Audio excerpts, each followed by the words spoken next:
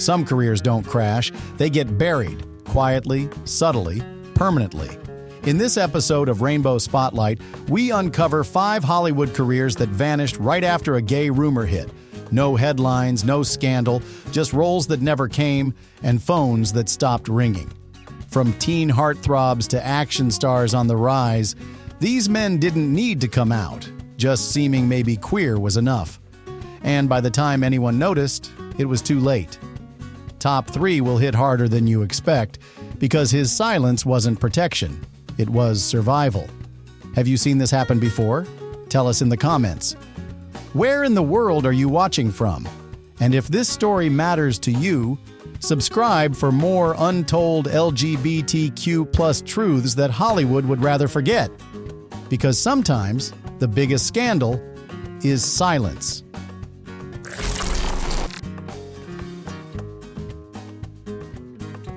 Luke McFarlane, the leading man. They refused to let lead on paper. Luke McFarlane had everything Hollywood claims to want. Tall, classically handsome, with a voice made for quiet heartbreak and a presence built for romantic close-ups. A Juilliard-trained actor with charm, discipline, and a face that could sell 1,000 rom-coms. For a moment, it looked like he'd be the one, the next big thing. But there was one problem. He came out. In 2008, long before LGBTQ+ visibility became fashionable or marketable, Luke McFarlane publicly stated he was gay. Not in a scandal, not in a viral moment, just a quiet interview with a Canadian newspaper. No drama, no damage control, just honesty. And then, silence. Roles that had been circling him evaporated. His agent called less. The big studios, those who had once pictured him as a romantic lead, moved on. He became the Hallmark guy, headlining dozens of TV movies where he played safe, straight, family-friendly characters in seasonal love stories. He was working, he was visible, but he wasn't advancing, and he knew why. In a 2016 interview, Luke admitted that coming out had limited his opportunities. He wasn't angry, just honest. "I don't know what the alternative would have been," he said. But Hollywood did. The industry whispered, a gay man can be lovable but not sexy, not bankable, not the face on the poster. Even as other openly gay actors broke barriers later on, Luke remained boxed in. While audiences fell in love with his performances, especially in Brothers and Sisters, casting directors still saw him through a narrower lens. He was never offered the Marvel role, the Netflix thriller, or the gritty Oscar bait drama. He was safe, predictable, contained. That is, until Brothers in 2022, Luke starred opposite Billy Eichner in Bras, the first gay rom-com from a major studio. He was brilliant, subtle, funny, vulnerable, sexy. Everything Hollywood said an openly gay actor couldn't be. And yet, after the film underperformed at the box office, despite strong reviews, there was no redemption arc, no finally he made it moment. The silence returned, which begs the question, what does an openly gay actor have to do to be seen as a leading man? When talent, looks, and dedication aren't enough, what's really holding the system back? Luke McFarlane didn't implode. He didn't get canceled. He just told the truth. And in an industry built on illusion, that was the real threat. His story is not a failure. It's a case study in the quiet power of exclusion. A reminder that being allowed to work is not the same as being allowed to rise. He didn't walk away from Hollywood. Hollywood stepped back from him. And it still hasn't returned. Still.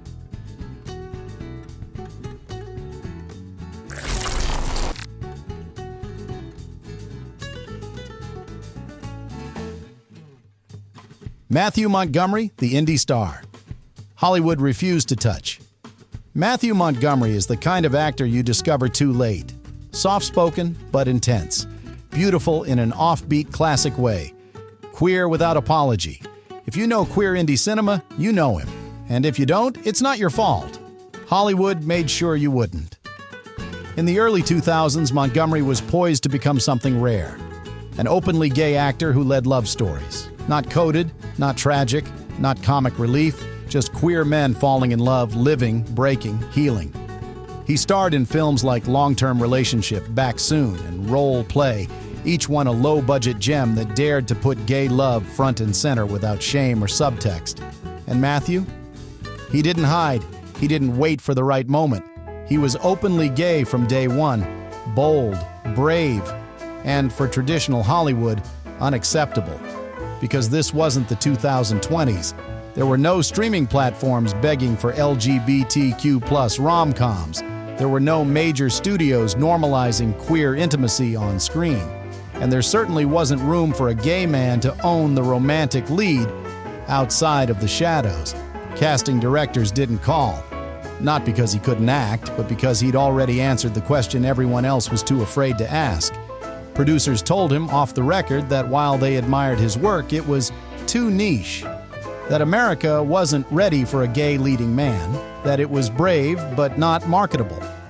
So he kept working in the only space that would have him, queer indie film, and he built a legacy there. But Hollywood never came calling. Even as the industry slowly embraced openly LGBTQ+ characters, it favored actors who came out after they had already made it, the ones who played it safe early, then leveraged visibility later. Matthew was the opposite. He risked it all from the beginning, and the industry punished him for it. It wasn't just rejection, it was erasure.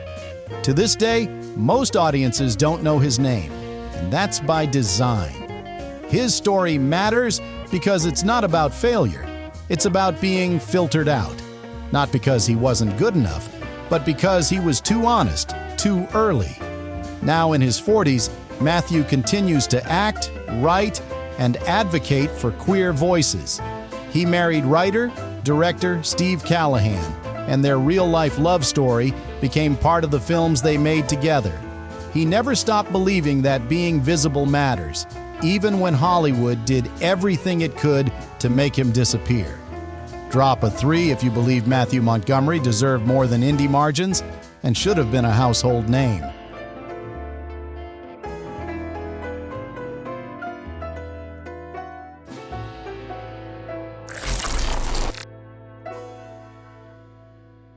Taylor Lautner, the teen idol who got queerbaited by fame.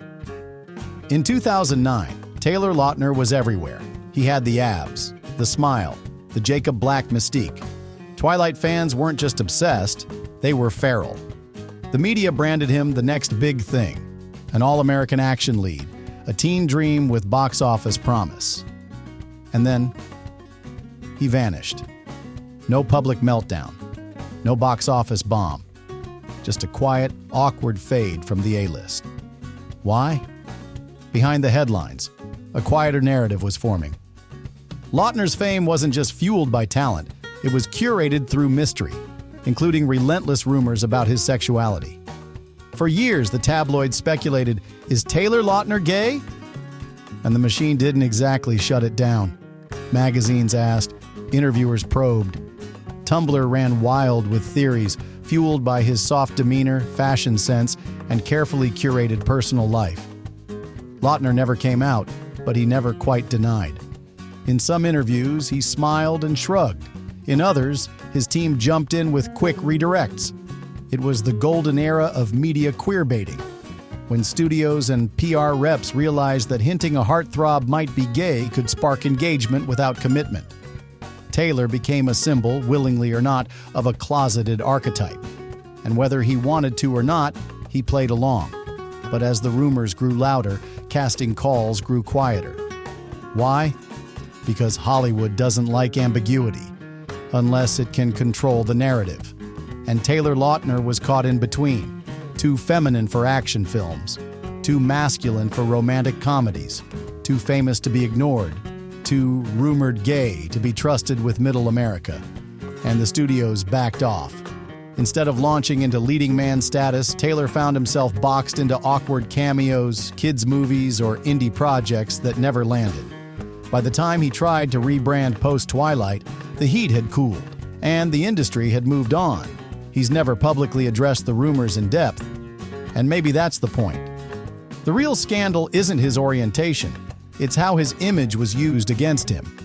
He was dangled as a fantasy, queer-baited for clout, and then quietly dropped when things got too curious.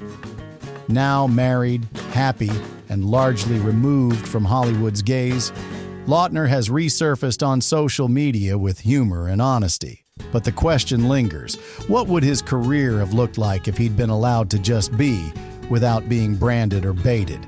Sometimes a career doesn't end with a bang. Sometimes it ends with an ellipsis. Drop a 4 if you remember the moment Taylor Lautner seemed everywhere, then disappeared without a sound.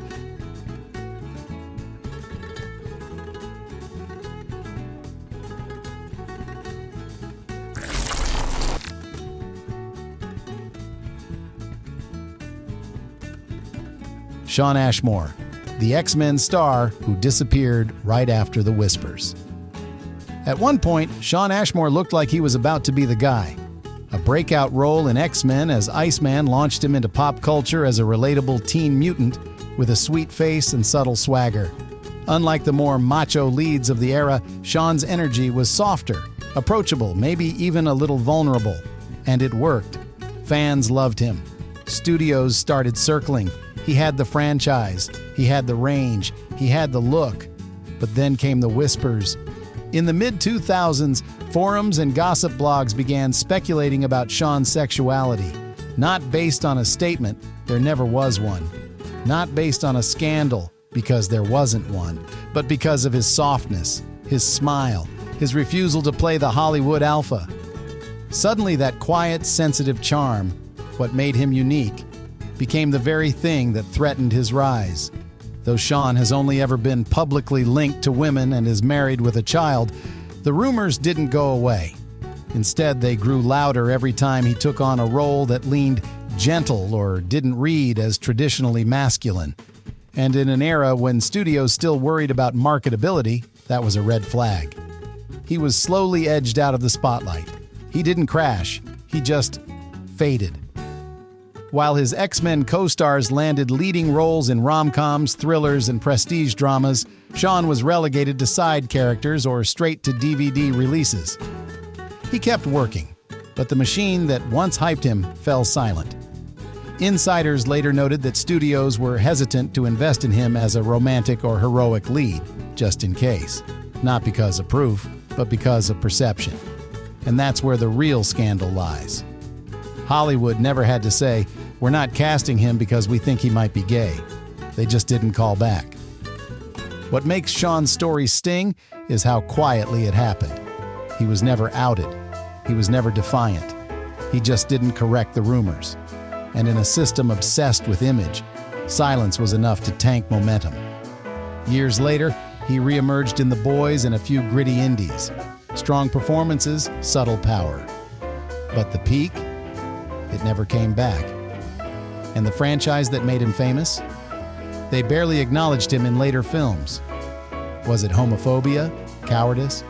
Hollywood doing what it always does, punishing those who don't fit cleanly into the marketing box? Maybe all of the above. And maybe we should stop pretending that careers only end in flames. Sometimes they're smothered, quietly, gently, but just as brutally. Drop a 2 if you think Shawn deserved a second act as powerful as his first.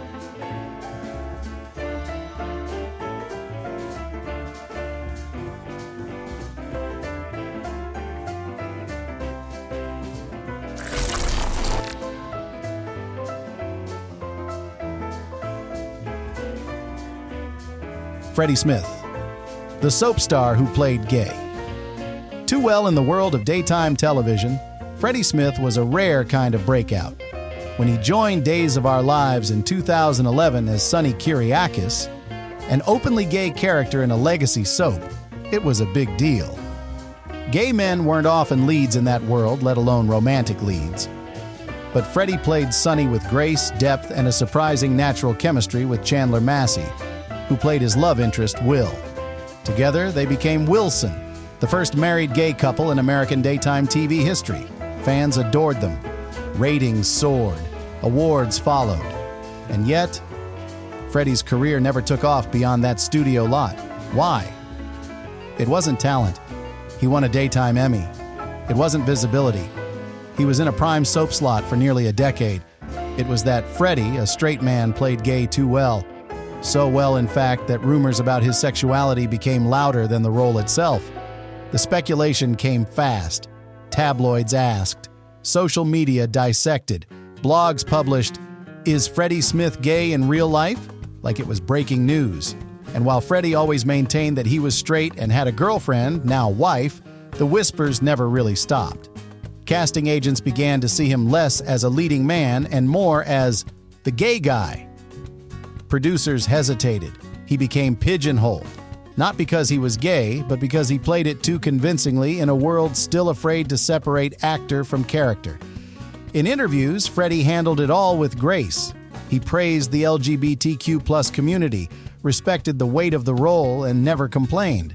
But behind the scenes, it was clear. Hollywood had quietly placed him in a box. A thank you for your service box, with no door out. The most painful part? He'd done everything right. He brought authenticity. He made history. He showed the power of queer love stories to mainstream America. And yet, when the cameras turned off, so did his career momentum.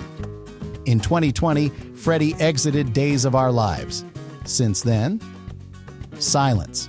A few self-produced YouTube videos, some podcasting, but no major roles, no new projects, no next chapter like so many of his soap star peers, and no explanation. The message was clear, just not spoken out loud. You played gay. Now you live with the consequences. It's not just erasure, it's punishment. A reminder that even in 2024, queerness, real or perceived, can still cost you everything. Drop a 5 if you believe Freddy Smith deserved more than just one iconic role and should have been launched, not locked out.